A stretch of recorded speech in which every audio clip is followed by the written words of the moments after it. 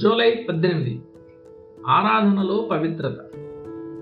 పరిశుద్ధాత్ముడు కొన్నిసార్లు క్రైస్తవుడిని అసాధారణమైన ఆత్మీయ తాజాదనంతో నింపడానికి ఇతర బాధ్యతల కంటే కొన్ని ప్రత్యేక పరిచర్యలలో అధికమైన ఆశీర్వాదాన్ని అనుగ్రహిస్తాడు.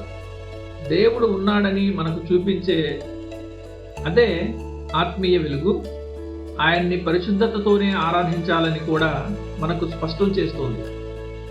పాత నిబంధన ధర్మశాస్త్రం ప్రకారం దేవుడు ఆరాధన యొక్క ప్రతి కోణాన్ని గురించి ఎంతో ఖచ్చితంగా ఉన్నాడు.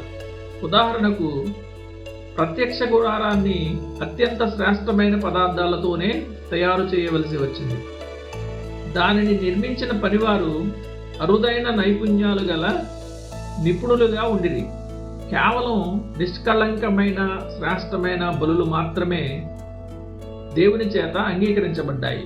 అలాగే ప్రభు సన్నిధిలో పరిచర్య చేసే యాజకులు ఒక ప్రత్యేకమైన రీతిలో పవిత్రంగా ఉండవలసి వచ్చింది.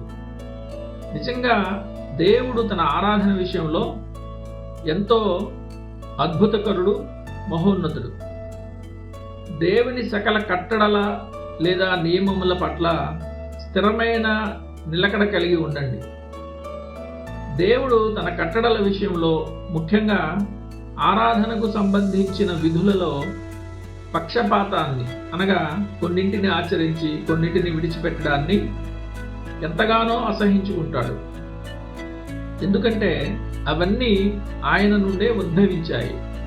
దేవుడు తన బిడ్డలకు ఆశీర్వాదంగా నియమించిన దేనిని కూడా మనం నిశ్చయంగా తృణీకరించకూడదు. మన హృదయాలను ఉజ్జీవింపచేయడానికి ఆయన తన్ను తాను రకరకాల ఆత్మీయ మార్గాలలో బయలుపరుచుకుంటాడు. పరమగీతములోని వధువు తన ప్రియుని కొరకు ఇంట్లో రహస్యంగా వెదికింది, కానీ ఆమె అతన్ని కనుగొనలేకపోయింది. కనుకనే ఆమె వీధులలోనికి, బహిరంగ స్థలాలలోనికి వెళ్ళి తన ప్రాణప్రియుడిని కలుసుకుంది. పరమగీతము 3:4. దానియేలు అంతకుముందు ఎన్నోసార్లు కృపాసింహాసనం చెందకు వెళ్ళాడనటంలో సందేహం లేదు. కానీ అతడు తన ప్రార్థనలకు ఉపవాసాన్ని జోడించినప్పుడు మాత్రమే దేవుడు తన ప్రేమ యొక్క సంపూర్ణతను, కొన్ని గంభీరమైన మర్మాలను అతనికి బయలుపరచడానికి దాచి ఉంచాడు.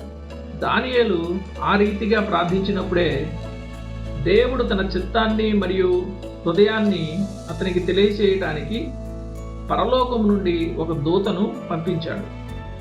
పరిశుద్ధాత్ముడు కొన్నిసార్లు క్రైస్తవుణ్ణి అసాధారణమైన ఆత్మీయ తాజాదనంతో నింపడానికి ఇతర బాధ్యతల కంటే కొన్ని ప్రత్యేక పరిచర్యలలో అధికమైన ఆశీర్వాదాన్ని అనుగ్రహిస్తాడు. ఇది ఒక పసిబిడ్డ కొన్నిసార్లు ఒక రొమ్ము నుండి, ఆ తర్వాత మరో రొమ్ము నుండి పాలు త్రాగి తృప్తి చెందడం లాంటిది. దావీదు దేవుని వాక్యాన్ని ధ్యానిస్తుండగా అతని హృదయంలో ఒక పరలోకపు వేడి రగిలి నిప్పు రాజుకుని అగ్నిలా వ్యాపించింది.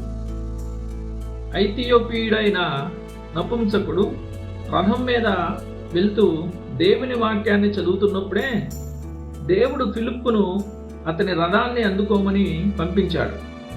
అపొస్తలులు రొట్టె విరుచుచుండగా క్రీస్తు తన్ను తాను వారికి ప్రత్యక్షపరుచుకున్నాడు.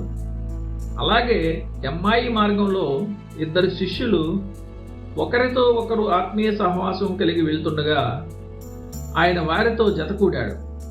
కొర్నేలి తన ఇంట్లో ప్రార్థన చేయుచున్నప్పుడే అతడు నడవవలసిన మార్గాన్ని నిర్దేశిస్తూ పరలోకం నుండి ఒక దర్శనం అతనికి అనుగ్రహించబడింది.